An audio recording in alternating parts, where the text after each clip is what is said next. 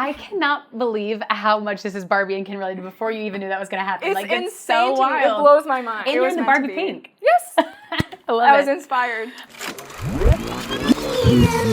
Someone else.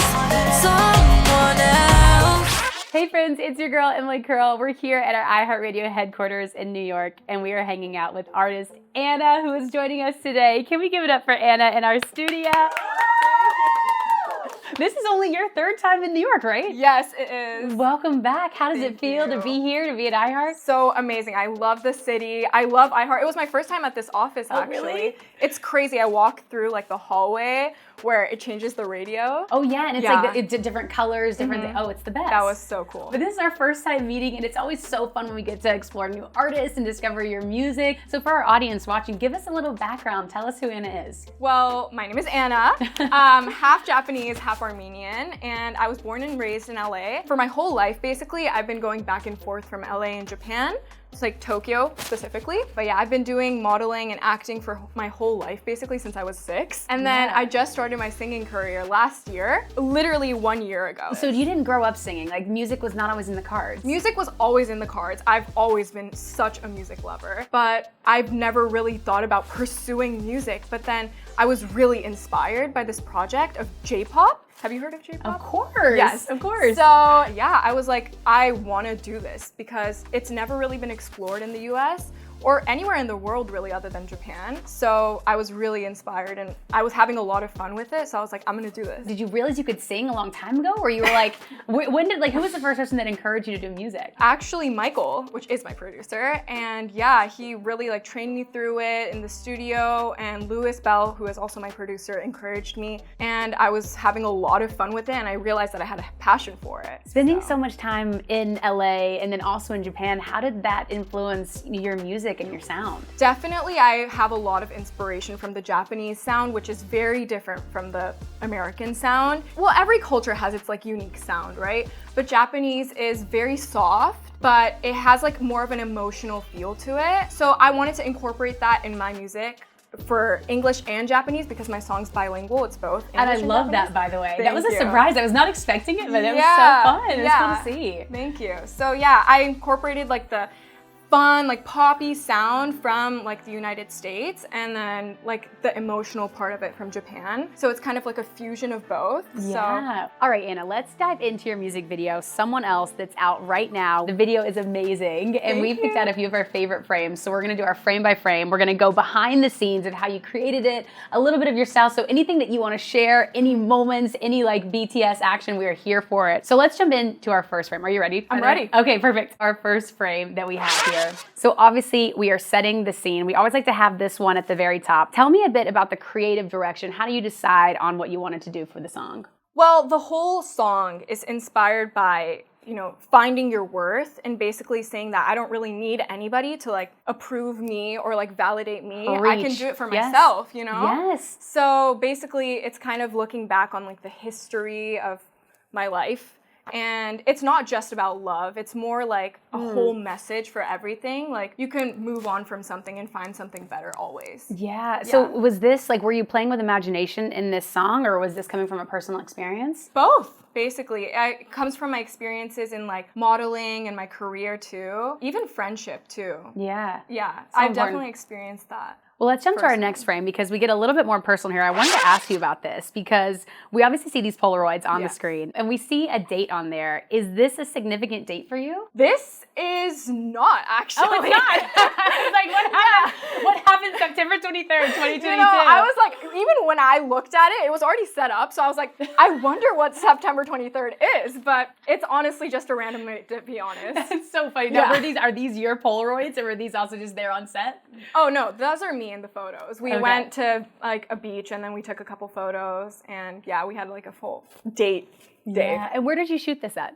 Venice Beach in LA. It was on like the beach shore almost and then around like the city. Oh, and everywhere. Yeah, we took a okay. bunch of Polaroids. Oh, it's so fun. Yeah. Okay, well, let's jump to our next frame. And we kind of touched on this, but I thought this was so cool. This was the moment when you start speaking another language. You start speaking Japanese. Why was it important for you to make a song that was bilingual? Well, I've always loved my Japanese culture. It's just been such a significant part of my life as being half Japanese. And it's not really recognized in the US yet, like the Japanese music. Even the Japanese language, you know, with anime, it's coming out a lot. People are starting to recognize it more, but it's never been incorporated in music that much. So Yeah. I wanted to be like the pioneer of that, basically. I love that. Who are your favorite J-pop bands right now? It's not a band, but I love Utada Hikaru. She's amazing, and she just had a song for her Netflix show. I want to do something like that one day too.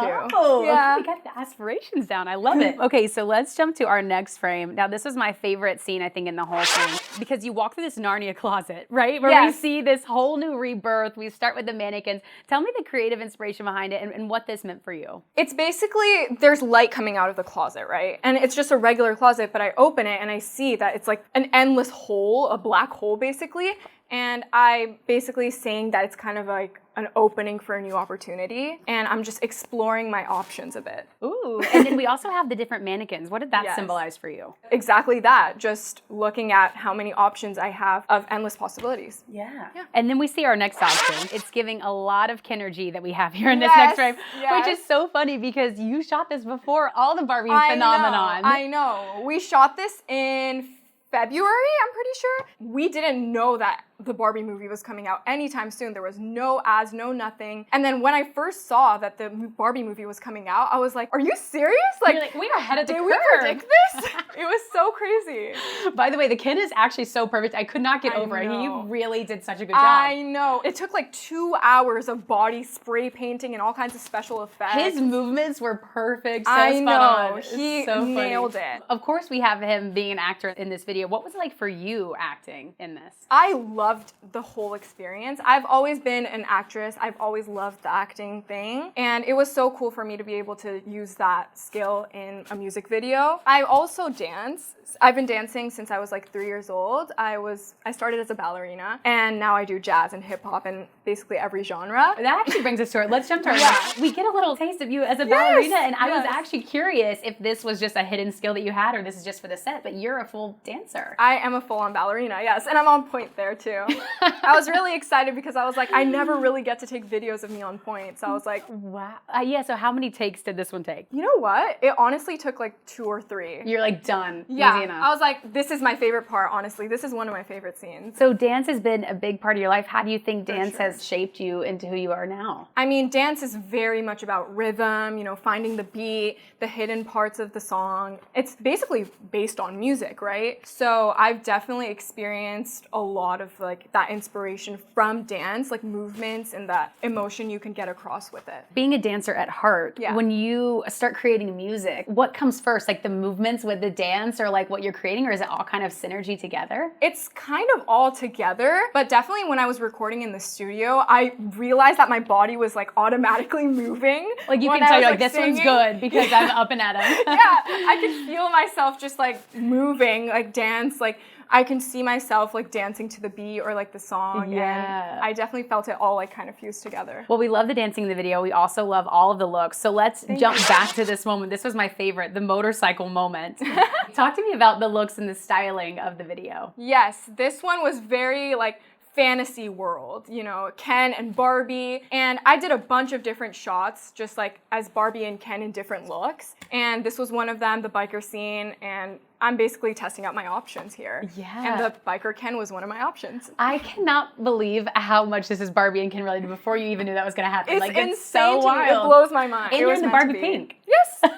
I love I it. was inspired. Okay, so we have this look. What was some of your other favorite looks that you shot? I definitely like the painter look too when I was in the green dress. Yeah. And they actually drew a painting of me on set. And I was like, what? I didn't know this was happening at all. Oh my God, Yeah, take that there one was an- frame that. That's great. There was an artist that like drew me right there live. Oh my and God, then how cool is that? Ken posed like this. And then I was like, posing for him, and it was really By fun. the way, how did y'all find this kid? You know what? He was a friend of our producer, and he's a model and an actor. Stop. Yeah. We are gonna cut to our very last frame, the moment that you walk away from the phone calls. Yeah. Set the scene for me why this was important to include in the end. This was the grand finale, basically saying that I realized that I'm worth it, and I don't need to dwell on some guy or any event that brings me down, and it's saying that I can move on and be my better self. What do you think is the secret getting through a breakup, or whether it's romantic or a friend breakup, or you know, even like you're saying, just like if you didn't get something that you were hoping for. Right. How do you get through that? I definitely get through it by just imagining my life in a different setting and seeing how I am as a person without that event and seeing what could replace it. And if something goes out of your life, something bigger and better is always going to replace it. So you just have to find that hope and inspiration and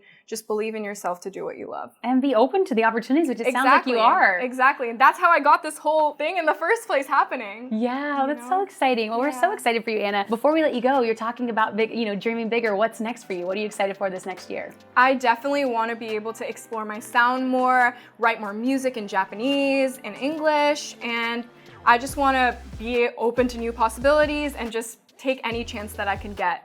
I love that. And come back to New York more. And come back to New York visit more. us more. Just explore the whole world and go on a world tour. I love that. I'm here for that. Y'all, can we give it up one more time for Anna in our studio? Anna, thank you again for being here. This has been so fun. Thank you all for watching. You can check out Anna's music video, Someone Else. It's out now. And don't forget, you can stream Anna's new single on the free iHeartRadio app. See you next time. Go watch the video. Bye. Thank you. Thanks so much for watching. Did you like that video? You can check out more over here, and don't forget to subscribe to iHeart right here. And if you're already a longtime fan, make sure you ring the bell down below so you don't miss a single video. See you next time.